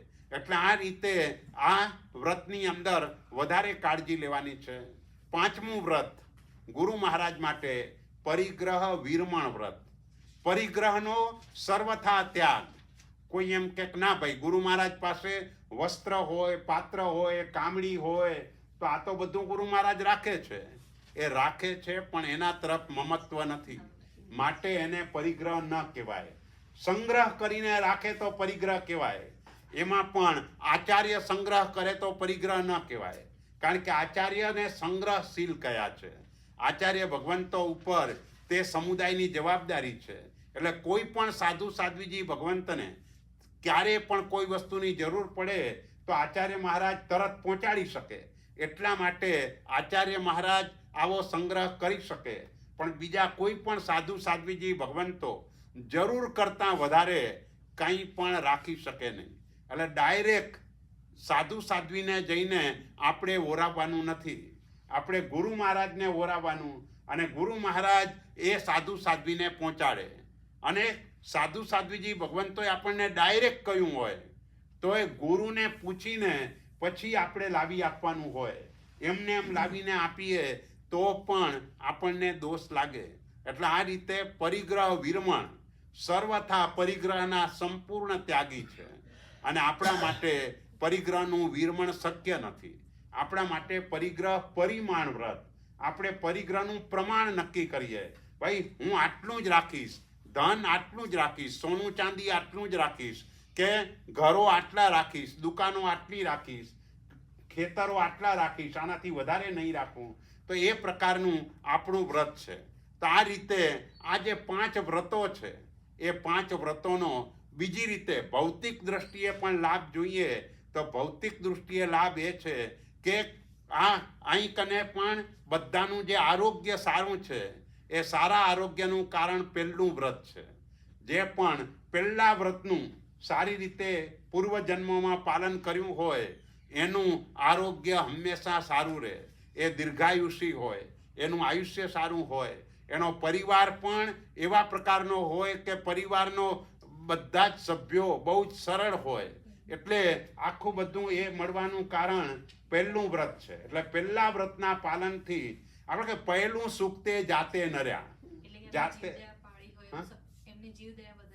હા, જેને જીવદયા વધારે પાડી હોય એવા જીવોને એવા પ્રકારનું પુણ્ય બંધાય કે ભવાંતરમાં એનું આરોગ્ય સારું રહે, આયુષ્ય મોટું મળે, સાથે શરીરની શક્તિ એવા પ્રકારની મળે કે તમે અપ્રમત્તપણે બધી જ આરાધના કરી શકો. ઉપદાન કરવા જાઓ ને 100 ખમાસમણ આવે તો 100 ખમાસમણ બરાબર ઊભા થઈને આપી શકાય એવા પ્રકારનું બળ તે સ્વાભાવિક રીતે જ તમને પ્રાપ્ત થાય. એટલે આ પહેલા વ્રતનો ફાયદો છે. બીજા વ્રતનો ફાયદો એનો એ છે એનાથી તમારું આદે નામ કર્મ, એટલે દરેક જગ્યાએ તમારું વચન માન્ય થાય. પછી તમારે કમ્પ્લેન ન કરવી પડે, મારો દીકરો કયું માનતો નથી, મારી દીકરી સાંભળતી નથી, મારા આ મિત્રો આવા પ્રકારના છે, આવી કોઈ કમ્પ્લેન ન હોય. કારણ કે તમે બીજું વ્રત પાડ્યું છે. વચનમાં જે સત્યપણું હતું એનાથી આદે નામનું કર્મ બાંધ્યું. આપણે 24 તીર્થંકર પરમાત્મામાંથી પાર્શનાથ ભગવાનને વધારે યાદ કરીએ છીએ કારણ કે એમનું આદે નામ કર્મ તીવ્ર છે. ભગવાન મહાવીરના શાસનમાં હોવા છતાં પણ આપણે એમનું સ્મરણ એ વધારે કરીએ છીએ. એટલે પુરુષોમાં આદે નામકર્મ એટલે પુરુષાદાનીય પાર્શનાથ એવું આપણે બોલીએ છીએ. તો અહીં આદે નામકર્મના કારણે તમે જ્યાં બોલો એટલે તરત જ તમારું વચન માન્ય થાય, તરત જ કે તહતથી, અને એ પ્રમાણે કાર્ય થઈ જાય. ત્રીજા વ્રતના પાલનથી ધનનું સુખ મળે. જે ધન આર્થિક રીતે સમૃદ્ધિ, જેને ત્રીજા વ્રતનું પાલન કર્યું હોય એને આર્થિક સમૃદ્ધિ મળે. ચોથા વ્રતનું પાલન કર્યું હોય એને ગુણ સમૃદ્ધિ મળે. જે પણ ગુણો, આપણને ગુણ ન મળવાનું કારણ શું છે કે ઇન્દ્રિયો વિકારોની અંદર હોય તો મન કે સતત એ વિકૃતિના ભાવોમાં જાય. આ જે વિષય કશાય એની અંદર જ આપણું મન ખરડાયેલું રહે. તમારું બ્રહ્મચર્ય ગુણ એટલો જબરજસ્ત હોય કે જેના કારણે અનેક ગુણો સામેથી આવી જાય અને એટલું જ નહીં, આપણે ત્યાં એ વ્રત જગમાં દીવો, આ વ્રતને 12 વ્રતની પૂજામાં દીપક સમાન કહ્યું. અને એટલા સુધી કહ્યું કે ઈચ્છા નથી, પણ ઈચ્છા ન હોવા છતાંય આ વ્રતનું પાલન કરે તો એની દુર્ગતિ ન થાય, એ જીવ સદગતિમાં જાય. ચક્રવર્તીનો ઘોડો જબરજસ્તીથી એની પાસે બ્રહ્મચર્ય પડાવવામાં આવે અને એના કારણે મરીને તો પણ 8મા દેવલોકમાં જાય છે. એનું સ્ત્રી રત્ન મરીને 6ઠ્ઠી નરકમાં જાય. એની જે મુખ્ય પટ્ટરાણી હોય એ મરીને 6ઠ્ઠી નરકમાં, અને એનો ઘોડો એ 8મા દેવલોકમાં. કારણ કે એ સ્ત્રી રત્ન એટલે અત્યંત વિકાર એનાથી યુક્ત હોય, અને એટલે બધા જ ચક્રવર્તીઓનું મુખ્ય સ્ત્રી રત્ન હોય. આમ તો એને સ્ત્રીઓ 1,92,000 હોય, પણ મુખ્ય જે પટ્ટરાણી છે એ 6ઠ્ઠી નરકની અંદર જાય. 7મીમાં સ્ત્રી ન જઈ શકે એટલે 6ઠ્ઠી નરક સુધી સ્ત્રી જઈ શકે એટલે 6ઠ્ઠી નરકમાં જાય. અને તિર્યંચો 8મા દેવલોકથી ઉપર ન જાય એટલે ઘોડો 8મા દેવલોકની અંદર ત્યાં કને જાય. એટલે બ્રહ્મચર્ય ગુણનો કેટલો પ્રભાવ છે. નારદ બધાના ઝઘડા કરાવે અને તોય એની દુર્ગતિ ન થાય. એ દુર્ગતિ ન થવાનું કારણ એનો બ્રહ્મચર્યનો ગુણ છે. એના કારણે એની હંમેશા સદગતિ થાય. એટલે એ દ્રષ્ટિએ પણ આ ગુણ એનું વધારે મહત્વ છે.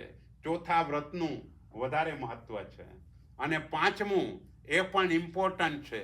એનાથી મનનું સુખ મળે. પરિગ્રહ, એનું જો તમે પ્રમાણ નક્કી કરી લીધું તો મનની શાંતિ મળે. આજકાલ લોકોને મનની જ અશાંતિ વધારે છે. આજકાલ જે પણ આ ભક્તામર પૂજન ને અવસગરમ પૂજન જે પણ ભણાવાય છે એ મોટા ભાગે મનની શાંતિ માટે લોકો ભણાવતા હોય છે. એટલે મનની શાંતિ જોઈતી હોય તો જેટલો પરિગ્રહ ઓછો એટલી મનની શાંતિ વધારે.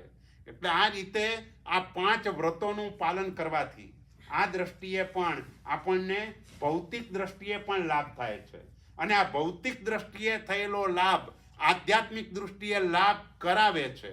કારણ કે તમારી આરાધના અપ્રમત્તપણે થાય એટલે એ દ્રષ્ટિએ લાભ થાય. પુણ્યાનુબંધી પુણ્ય હોય, તમારા વચનનો તમે દુરુપયોગ ન કરો, સંઘની અંદર જે પણ કાર્યો કરવા હોય એના માટે ઉપયોગ થાય, તો એવું પ્રચંડ પુણ્ય ઉપાર્જન થાય કે એના કારણે પાછો જીવ સદગતિમાં જાય. આર્થિક સમૃદ્ધિ મળે એના દ્વારા સુકૃત કરે. ગુણ સમૃદ્ધિ હોય એના કારણે સંઘની અંદર પણ એ ગુણ સમૃદ્ધ સંઘ બને. અને મનની અંદર ખોટા વિચારો કે કંઈ ના આવતું હોય તો એ મનની પવિત્રતા તો કેટલાય કર્મોને તોડી નાખે. એટલે બધી જ રીતે ભૌતિક દ્રષ્ટિએ, દેખીતી રીતે પણ પરંપરાએ આધ્યાત્મિક દ્રષ્ટિએ પણ બહુ જ મોટો લાભ થાય. એટલે આ 5 અણુવ્રતો એના પાલન દ્વારા આવા પ્રકારનો લાભ થાય. અને 5 અણુવ્રતો એને પાળવા માટે 6ઠ્ઠું દિશાનું પ્રમાણ, દિક પરિમાણ વ્રત, જે પહેલું ગુણ વ્રત કહેવાય. તો એ દિક પરિમાણ વ્રત શું કામ કરે છે? ભાઈ તમે નક્કી કર્યું કે મારે આ દિશાની બહાર નથી જવું, એટલે એટલી દિશામાં હિંસા વગેરે થતા હોય એ જ પાપો લાગે. એની બહાર જે પણ થતું હોય એ બધા પાપથી આપણે બચી જઈએ. તમે નક્કી કરો કે ભાઈ મારે ફોરેન નહીં જવું, તો એ પાપથી બચી જવાય. અથવા તો વર્ષમાં 1 વખત, 2 વખત, 3 વખત જવું, એનાથી વધારે વખત ન જવું, એવી રીતે કરી શકો. તો કોરોનાની અંદર ઘરની બહાર જ નહોતા નીકળતા, પણ એવું નક્કી કર્યું હોય કે હું ઘરમાં જ રહીશ તો બહાર જે પણ થતું હોય એ કોઈ પાપ આપણને ન લાગે. માત્ર ઘરની અંદર, એટલે જે દિવસે આપણે જ્યાં સુધી જવાનું હોય એ પ્રમાણે દિશાનું પ્રમાણ નક્કી કર્યું હોય તો આ બધા 5 વ્રતો એની અંદર એ ગુણ ઉત્પન્ન કરે. એટલે દિશાનું પ્રમાણ, અને એનાથી એ વધારે લાભ ભોગોપભોગ પરિમાણ વ્રત, જે 7મા નંબરનું વ્રત કહેવાય. ભોગ એટલે 1 વખત ભોગવવા યોગ્ય, ઉપભોગ એટલે વારંવાર ભોગવવા યોગ્ય. 1 વખત ભોગવવા યોગ્ય આહાર, વારંવાર ભોગવવા યોગ્ય એટલે આ ખુરશી, ટેબલ, પુસ્તક, આ બધું વારંવાર આપણે ભોગવીએ છીએ. તો એ ઉપભોગ પરિભોગ પણ કહેવાય ને ભોગ ઉપભોગ પણ કહેવાય. જ્યાં ઉપભોગ પરિભોગ બોલીએ ત્યાં ઉપભોગ એટલે 1 વખત ભોગવાય, પરિભોગ એટલે વારંવાર ભોગવાય. અને જ્યાં ભોગ ઉપભોગ બોલીએ ત્યાં ભોગ એટલે 1 વખત અને ઉપભોગ એટલે વારંવાર. પણ એનું પ્રમાણ નક્કી કરવાનું. એટલે હવે લાભ શું થયો કે ધારો કે તમે એમ નક્કી કર્યું કે મારે 2 માઇલ સુધી જ જવું, આનાથી આગળ ન જવું, એટલે દિશાનું પ્રમાણ તમે આટલું નક્કી કર્યું. હવે દિશાનું પ્રમાણ આટલું નક્કી થયું એટલે એટલા સ્થાનમાં હિંસા આદિ પાપો થાય એના જ આપણે ભાગીદાર. પણ હવે તમે નક્કી કરી દો કે ભાઈ હું આજે 15 દ્રવ્ય જ વાપરવાનો છું, આનાથી વધારે વાપરવાનો નથી. હું આજે આટલા જ ખુરશી ટેબલ વાપરવાનો છું, આટલા જ આસન વાપરવાનો છું, આનાથી વધારે વાપરવાનો નથી. હું સ્નાન એક જ વખત કરવાનો છું. તો આવી રીતે તમે જે પણ નક્કી કર્યું એ ભોગ ઉપભોગ છે. તો એનું પ્રમાણ નક્કી થઈ ગયું. એટલે એમાં પણ સંક્ષેપ થઈ ગયો. જે દિશાનું પ્રમાણ નક્કી કર્યું હતું એમાંય તમે નક્કી કરી ના આટલામાં પણ મારે તો આટલું જ વાપરવાનું છે, આનાથી વધારે નથી વાપરવાનું. એટલે સંક્ષેપ થઈ ગયો. અને હજુ એનાથી આગળ અનર્થ દંડ વિરમાણ, એમાં પણ જે બિનજરૂરી છે, હું 15 દ્રવ્ય વાપરીશ પણ 15 દ્રવ્યમાં એવું દ્રવ્ય નહીં વાપરું કે જેની મને જરૂરિયાત નથી. જરૂરિયાત નથી એટલે ધારો કે ઢોકળા હોય ને જોડે ચટણી હોય, તો તમે ચટણી લો એ સ્વાદ માટે લો છો, તો એ ચટણીને છોડી દો, એ ચટણી અનર્થદંડ કહેવાય. દાળ ભાત રોટલી શાક એ અર્થદંડ કહેવાય. પણ પાપડ ચટણી મિષ્ટાન ફરસાણ આ બધું અનર્થદંડ કહેવાય. તો આ બિનજરૂરી છે. તો આ રીતે તમે વધારે નિયમમાં આવી ગયા. 5 અણુવ્રત કરતાં પણ આ રીતે 3 ગુણવ્રત એ વધારે લાભને કરનારા છે. એટલે એના પછી 3 ગુણવ્રત અને 4 શિક્ષાવ્રતની અંદર સામાયિકથી આપણે શરૂઆત કરીએ. કારણ કે સાધુ જીવનના અભ્યાસ રૂપ છે અને એ અભ્યાસ રૂપ 48 સાધુ ભગવંતો જીવનભર માટે સામાયિકમાં છે. આપણે માત્ર 48 મિનિટ પૂરતા આ સામાયિકને લઈએ છીએ. એમ આગળ વધતા વધતા દેશાવકાશિક 10 સામાયિક સુધી પહોંચીએ. એનાથી આગળ વધીને પૌષધ સુધી પહોંચીએ. ઉપવાસ સાથેનો પૌષધ એ આપણું 11મું વ્રત છે. આજકાલ પૌષધમાં આપણે એકાસનું ને આયંબિલ પણ કરીએ છીએ, પણ મૂળ વ્રત તરીકે પૌષધોપવાસ વ્રત છે. પૌષધ એકાસન વ્રત નથી.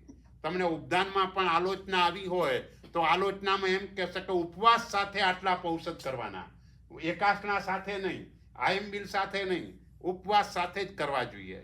એટલે એ છે. પણ આ એકાસનું આયંબિલ એનું છૂટ આપવાનું કારણ એ છે કે લોકો એ ક્રિયા ઓછી કરતા હતા, એટલે ભાઈ લોકો એની અંદર જોડાય એટલા માટે એકાસનું આયંબિલ વગેરેની છૂટ આપવામાં આવી છે. પણ જેની શક્તિ હોય એને ઉપવાસ સાથે આ પૌષધ કરવો જોઈએ. એટલે 8 પ્રહરનો પૌષધ એ રીતનો એ ગણાય. એટલે સામાયિક કરતાં દેશાવકાશિક ચડિયાતું, દેશાવકાશિક કરતાં પૌષધ ચડિયાતો, અને પૌષધથી એ અતિથિ સંવિભાગ ચડિયાતું. કારણ કે એમાં પૌષધ તો છે જ, પણ બીજા દિવસે એકાસનું કરવાનું છે. અને એકાસનામાં પણ ગુરુ મહારાજ જેટલા દ્રવ્યો વોરી જાય એટલા જ દ્રવ્યો વાપરવાના છે. એનાથી વધારે દ્રવ્યો વાપરવાના નથી. આ દેશમાં ગુરુનો યોગ ન મળે તો કોઈ પણ સાધર્મિકને ઘરે બોલાવી શકાય. કોઈ એટલે એવું નથી કે આ દેશમાં અતિથિ સંવિભાગ ન થાય. આ દેશમાં પણ તમે કોઈ સાધર્મિકને બોલાવો અને સાધર્મિક જેટલા દ્રવ્યો વાપરે એટલા દ્રવ્યો વાપરો તો એ અતિથિ સંવિભાગ કહેવાય. તો આ રીતે આ 12 વ્રતો એટલે પંચણહમ અણુપયાણમ 5 અણુવ્રતને વિશે, ગુણપયાણમ ચ તિણહમ 3 ગુણવત, 11 એટલે 11 અતિચાર, શિક્ષાણમ ચ ચૌણહમ અને 4 શિક્ષાવ્રતને વિશે દિવસ સંબંધી લાગેલા સર્વ અતિચારનું હું પ્રતિક્રમણ કરું છું. એ રીતે આખું કરીને હવે 2 ગાથાનું જોડકું છે. કારણ કે પહેલા વ્રતના અતિચાર, બીજા વ્રતના, ત્રીજા, ચોથા, પાંચમા, એકમાં એ સામાન્ય વાત અને બીજામાં 5 અતિચાર. એટલે એ 2 ગાથાનું એક જોડકું. પડમે અણુપયમ્મી થૂલગપાણા ઈવાય વિરહ્યો આયર્યમપસત્થે ઇત્થ પમાયપ પસંગેણમ. પમાયપ બોલવાનું. પમાયપ ડબલ પ છે એટલે પમાયપ પસંગેણમ વહ બંધ છવિચ્છે અઈ ભારે વત્તપાણ ઉચ્છે પડમ વયસ્સ યારે પડિક્કમે દેશીયમ સબ્બમ. પડમે અણુવયમ્મી પહેલા અણુવ્રતને વિશે કયું પહેલું અણુવ્રત આપણે વાત કરી દીધી, થુલગ પાણા ઈવાય વિરહ્યો. સ્થૂલ પ્રાણાતિપાત વિરમણ નામનું પહેલું. વિરમણ એટલે અટકવું, વિરામ પામવું, જીવ હિંસાથી વિરામ પામવાનું. પણ સ્થૂલ એટલે સ્થૂલથી મોટી રીતે આપણે અટકવાની વાત છે. ગુરુ ભગવંતો માટે એ શબ્દ નથી. ગુરુ ભગવંતો માટે છે સર્વથા પ્રાણાતિપાત વિરમણ વ્રત. આપણા માટે સ્થૂલ પ્રાણાતિપાત વિરમણ વ્રત, મોટી વિરાધનાથી બચવા માટેનું આવું વ્રત. એટલે પહેલા એટલે સ્થૂલ પ્રાણાતિપાત વિરમણ નામના પહેલા અણુવ્રતને વિશે એટલે પડમે અણુપયમી થુલગ પાણા ઈવાય વિરહ્યો. આયર્યમ અપસત્થે, આયર્યમનો અર્થ પછી કરવાનો. અપસત્થે એટલે અપ્રશસ્ત ભાવ, અશુભ ભાવ. જેમ આપણે કહીએ દ્વેષ, આપણા એટલે દ્વેષમાં પણ સારો દ્વેષ પણ હોય ને ખરાબ પણ હોય.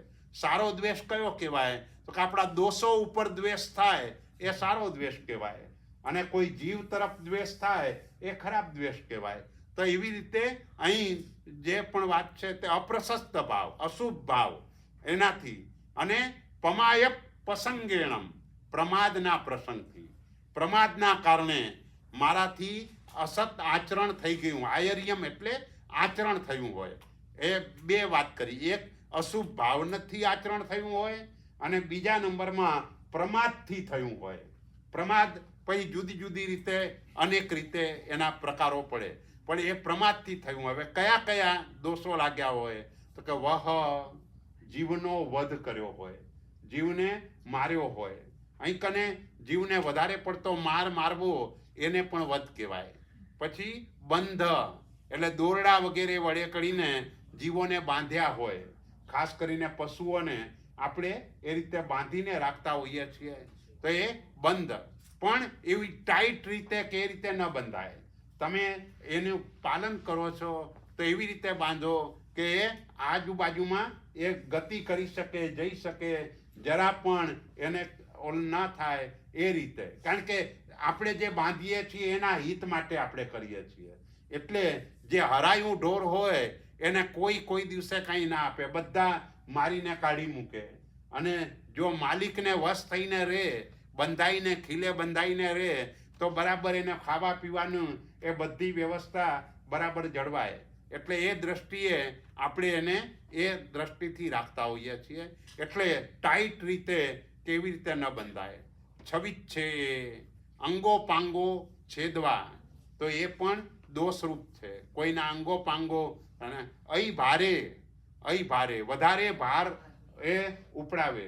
એટલે જેમ આપણે પણ ધારો કે ટ્રેનમાં જવું છે અને કુલી પાસે વજન ઉચકાવીએ, ઓલો બિચારો ઘરડો હોય અને એની પાસે વધારે વજન ઉચકાવીએ તોય આ દોષ લાગે. એમ ઘોડાગાડીની અંદર જતા હોઈએ અને એમાંય ઘોડો ભાર વહન કરી શકે એના કરતાં વધારે વજન ઉચકાવીએ. ઊંટ વગેરેમાં પણ એ જ રીતે. જોકે આ બધામાં ખાલી બીજી રીતે સમજવા માટે એ રીતે કહેવું છે કે ભાઈ કોઈ પણ વ્યક્તિ એનું દેવું આપણા માથા ઉપર રહી ગયું હોય તો પછી કર્મ સત્તા શું કરે? જ્યારે પણ બીજા ભવોમાં મળવાનું થાય ત્યારે ચક્રવૃદ્ધિ વ્યાજ સાથે ચૂકવવાનું આવે. કોઈ માફ ન કરે. તમે જેનું જે પણ રહી ગયું હોય, કોઈનું પણ દેવું રહી ગયું હોય, એ દેવું એ ચક્રવૃદ્ધિ વ્યાજ સાથે ચૂકવવું પડે. હવે કોઈક વખતે એવું થાય કે એ દેવું એટલું બધું વધી ગયું હોય કે જે તમે ચૂકવી ન શકો, ત્યારે કર્મ સત્તા આવી રીતે એના ઘરે બળદ બનાવીને મોકલે, ઊંટ બનાવીને મોકલે, ઘોડો બનાવીને મોકલે, અને પછી તમે એનો ભાર વહન કરો અને એ રીતે આ કર્મને ખપાવવાનું આવે. એટલે આપણે ત્યાં મહાત્માઓને મેં કહેતા સાંભળ્યા છે. આજે કોઈ આટલું સ્ટ્રિક્ટ નથી થઈ શકતું, પણ પહેલાં જે મહાત્માઓ જરાક ભણે નહીં કે ક્રિયા વગેરે આરાધના એની અંદર શિથિલતા હોય તો ગુરુ મહારાજ શિષ્યોને કહેતા કે મરીને ભરૂચના પાડા તરીકે જવું છે કે તમે આ કંઈ કરતા નથી. આટલી બધી કડકાઈથી એ લોકોની પાસે આરાધના. કારણ કે ભરૂચનું એ આમ રસ્તાઓ ઉપર નીચે છે અને ભાર વહન કરીને એ રીતે જવાનું એ રીતે થાય. જો સંયમ જીવનમાં પણ આ રીતે શિથિલાચાર વગેરે પોસાતો હોય અથવા તો એમ કે ગુરુ મહારાજ કે શ્રાવકના રોટલા મફતના નથી આવતા, તમે લોકો આ રીતે વાપરો છો તો શ્રાવકે તમને એટલા માટે ઓરાવ્યા છે કે તમે સરસ આરાધના કરો છો, અને એ જો ન કરો તો એ દોષ લાગે, કારણ કે તમે શ્રાવકનો વિશ્વાસઘાત કર્યો એટલે દોષ લાગે, માટે એ રીતે ન કરાય. એટલે આટલું બધું કડકાઈથી ગુરુ મહારાજ પેલા શિષ્યોને એ કહી શકતા હતા. આજે આપણે સ્કૂલની અંદર પણ શિક્ષક વિદ્યાર્થીને નથી કહી શકતો, એમ ગુરુ મહારાજ પણ પોતાના શિષ્યોને હવે આટલી કડકાઈથી વાત નથી કરી શકતા. એ પ્રકારનો સમય આવી ગયો. પણ આ અઈ ભારે એટલે અતિ ભારારોપણ આ દરેક જગ્યાએ લાગુ પડે. એટલે ભલે પૈસા વધારે આપવા પડે તો આપવાના, 2 કુલીને રાખવાના, પણ એક જ પાસેથી વજન વધારે ઉચકાવવાનું કે એ રીતે કરીએ તો એ પણ દોષનું કારણ બને. તો આ અતિ ભારારોપણ અને ભત્તપાણ ઉચ્છે, ભોજન પાણીનો અંતરાય. તમે ભોજન સમયસર ના આપો તો ભોગાંતરાય નામનું કર્મ બંધાય, અને ભોગાંતરાય નામનું કર્મ આપણને આહારમાં ને એમાં અંતરાય કરે. એટલે અત્યારે આ ભોગાંતરાય કર્મવાળા જે પણ જીવો હોય એ બધા સુગરના દર્દી હોય. ડાયાબિટીસ એ થવાનું કારણ આવું છે કે ભોગાંતરાય નામનું કર્મ, તમે પૂર્વ જન્મમાં બીજાને ખાવામાં અંતરાય કર્યો છે, માટે આ કર્મ બંધાયું. અને ત્યાં સુધી વાત કરે કે ગુરુ મહારાજ ગોચરી માટે ઘરે આવે અને એવા ટાઈમે પણ તમે વંદન કરીને પછી ગુરુ મહારાજને ઓરાવો તોય ભોગાંતરાય કર્મ બંધાય, કારણ કે એટલો સમય ગુરુને ગોચરી માટે અંતરાય કર્યો. ગુરુ મહારાજ પગલા કરવા આવે એ વાત જુદી છે, પણ પગલા પણ ગુરુ મહારાજ ક્યારે કરી શકે? તમારા ઘરેથી કોઈ દીક્ષા લેવાનું હોય, તમે કોઈ પ્રતિષ્ઠાના આવા કોઈ મોટા લાભ લીધા હોય, કે કોઈ વિશિષ્ટ કારણ હોય, તો એ વિશિષ્ટ કારણથી ગુરુ મહારાજ શ્રાવકના ઘરે આ રીતે પગલાં કરે. વિશિષ્ટ કારણ સિવાય ગુરુ મહારાજે શ્રાવકના ઘરે પગલાં કરવા માટે જવાનું નથી. અને ગોચરી માટે જ્યારે આવે એવા સમયે પણ વંદન વિધિ વગેરે ન હોય, આવે એટલે તરત જ એમને ઓરાવવાનું હોય. એટલે કોઈને પણ ભોજનમાં અંતરાય કરો, તમારે ત્યાં માણસ કામ કરતો હોય અને કામ સોંપી દો ને એને જમવાનું અડધો કલાક લેટ મળે તોય ભોગાંતરાય કર્મ બંધાય. એટલે જે પણ માણસો રાખ્યા હોય એને પણ કહી જ દેવાનું, ભાઈ તમારો સમય થાય એટલે તમારે જમી લેવાનું, અહીં કામની ચિંતા નહીં કરવાની. જો આપણે ન કહીએ તો આપણને ભોગાંતરાય કર્મ બંધાય, કારણ કે સામેની વ્યક્તિ એ આપણે ન કહીએ ત્યાં સુધી વાપરી ન શકે, અને એ કામ એ બિચારો કર્યા જ કરે. એટલે આ કર્મ એક દ્રષ્ટિએ વધારે ખરાબ છે, કારણ કે સીધો આહારમાં જ અંતરાય કરે છે, અને આહારમાં અંતરાય થાય એટલે ભૂખનું દુઃખ એ મોટું દુઃખ છે. તો આવા પ્રકારના દુઃખને સહન ન કરવા પડે એટલા માટે પણ ક્યાંય કોઈને અંતરાય નહીં કરવાનો. એટલે જીવોનો વધ કર્યો હોય, દોરડા આદિ વડે કરીને બાંધ્યા હોય, અંગોપાંગને છેદાવ્યા હોય, કોઈને પાસે વધારે ભાર ઉચકાવ્યો હોય, એની શક્તિ કરતાં પણ વધારે ઉપડાવ્યો હોય, અને ભોજન પાણીનો અંતરાય કર્યો હોય, આ પઢમા વયસ્સ ઈ આરે, પહેલા વ્રતની અંદર દિવસ સંબંધી લાગેલા સર્વ અતિચારોનું હું પ્રતિક્રમણ કરું છું. આ રીતે પહેલા વ્રત સુધી આજે વાત કરી. આવતીકાલે આપણે બીજા વ્રતથી વ્રત બોલે ને મિચ્છામી કરું. શિવમસ્તુ સર્વ જગત પરહિત નિરતા ભવન્તુ ભૂતગણઃ દોષઃ પ્રયન્તુ નાશમ સર્વત્ર સુખી ભવતુ લોકઃ. બોલો શ્રી મહાવીર સ્વામી ભગવાન કી